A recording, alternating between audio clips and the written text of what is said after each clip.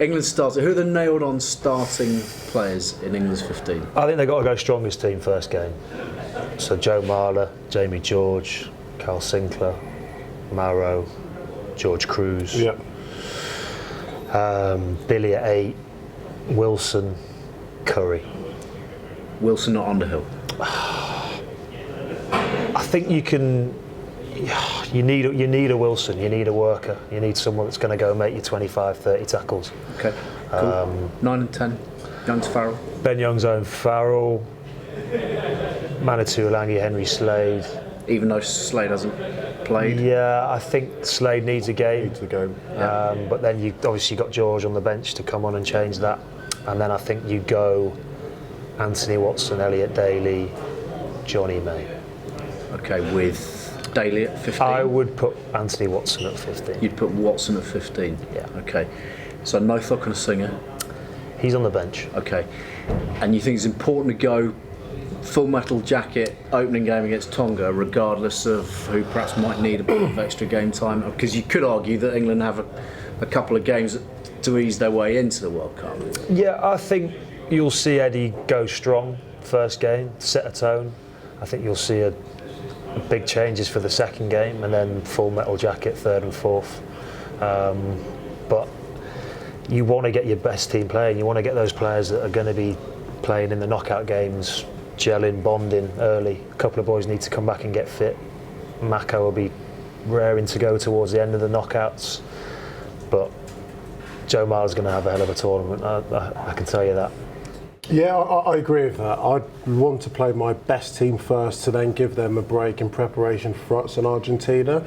But then I think there's certain players within Eddie Jones' selection that won't play another game outside the group stage. So there'll be guys doubling up. Lewis Ludlam, potentially a McConaughey. Jack Singleton has played all 2 minutes worth of rugby this summer. On the flank. He's not had a minute of rugby at hooker. So he's someone that's clearly not going to be in a match 23 if England get to quarter semi-finals, period. Accept that role and just do your very best. Can't really disagree with Danny's selection. For me, Watson at 15, far more commanding. If it's going to be a loose, fluid, turnover style game. So the question there is, does Eddie Jones have the capacity to say, yeah, okay, maybe that's an experiment that didn't work with Daly at 15 after all the games he's invested in him there? Yeah, he 15 starts in a row. He's given him a jersey in a year. He wasn't convinced this time last year because towards Africa, Elliot Daly defended on the wing and Mike Brown defended at fullback. So he has had a few positional lapses of concentration or weaknesses, I would suggest. Anthony, considering he's been out for so long, has come back and just looks so commanding. I would have to have Elliot Daly in my team at somewhere, but I'd have him on the wing. He just feels a bit more comfortable, a bit more natural there. England's surprise package, somebody might come from the pack. Could it be a Ludlam? Could it be a Thockenham Singer?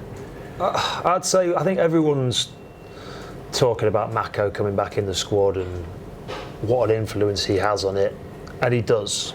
But I think in Joe Marler, our good mate, you've got someone who is desperate to give it his all. He took a year out to be with his family and focus on that, but you know, I've never seen him so determined, so focused, but you know, on his day he's as good as anyone in that position, and I think if Mako isn't quite right, he's going to be hugely influential into whether England go well or not. And then you've got Ellis Genge to come off the bench and run over the top of people. So I think that position for England is key. Can I be controversial? Please do. With you being here? Willie Hines. Yeah. So only got 2 scrum halves, and I mean, you'd have been disappointed that he got selected over you, but he's played pretty well this summer, and whether he's used in a controlling capacity off the bench or to speed things up off the bench. In terms of surprise packages, it's hard to pick a surprise package from England where they're all so well known. I mean, part of the system for so long, but Ludlam, McConaughey and Hines especially haven't been. And his level of performance has been pretty decent. And if you think back to what he did with Gloucester, a lot of people obviously get sort of sucked into all the hype and everything around Danny Cipriani, who was brilliant. Of course. But Danny Cipriani would tell you, and a lot of other Gloucester players and people around that club would tell you that Heinz makes it all happen. Yeah, I mean the sound bites coming out of camp, and you'd expect them to back your teammates, but in terms of him being vocal and just like adapting really well and just like bedding in, he seems to have just taken to it all so well, taken to it in his stride. And let's face it, like, would I back this man to go and do a job for England every single day of the week? Not with those crutches. Not with those crutches. Crutches aside, I'd back him to do a job for England every day of the week. But unfortunately, it's not. And Willie stepped in, and I think he's had. I mean, I don't know. You tell me more. This is from a winger's perspective on a scrum half. It'd be more interesting to get yours. I think he's played really well in the games he's been involved in. Massively. He's going to be crucial. Like you say, only 2 9s. You'd imagine Ben Youngs is going to be the starter, but with Eddie, he likes to get the 9 on fairly early and change the things up. So Willie's going to play a lot of rugby, and the finishes, we always say, are as important as the starters, and none more so than the 9 setting the tone, setting the pace, increasing the tempo of the game. And that's where the games are won and lost. In those last 10 minutes. Ben Young's probably not going to be on the pitch for a lot of that time. So Key decisions. Willie, George Ford, these types of players, Courtney Lawes probably coming off the bench, are going to have a massive impact. So Danny, obviously hugely disappointed not to be there. What were your personal thoughts when you heard selection? Yeah, obviously gutted, because it was the dream, the aim. Wanted to win a World Cup with England. Started on that journey and wanted to finish it off, but not to be. Life goes on, you can't dwell on it. Eddie's always been honest with me about it, so get back to Quins, bit of time with the family, which has been nice. New baby coming soon, so I'll be around for that. But yeah, disappointed, but I'll be a fan now, cheering the boys on. How did you find out?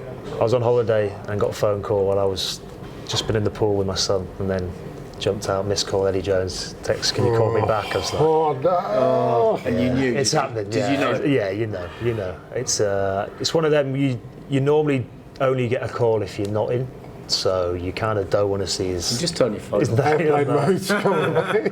That's why you see lads just passing him in the hallways, head down. You can't be dropped if they don't see it. No, so one of those things. It kind of. You in World Cups, Danny. What is it? Yes. I mean, I won from one. 1-for-1 against Uruguay. Mighty Uruguay.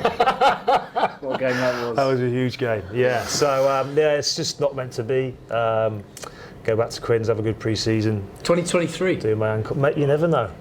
You never know. Could be an Indian summer. Yeah. How old will you be then? Quite old. Yeah. 36, I think. Back you Yeah, go. you never know.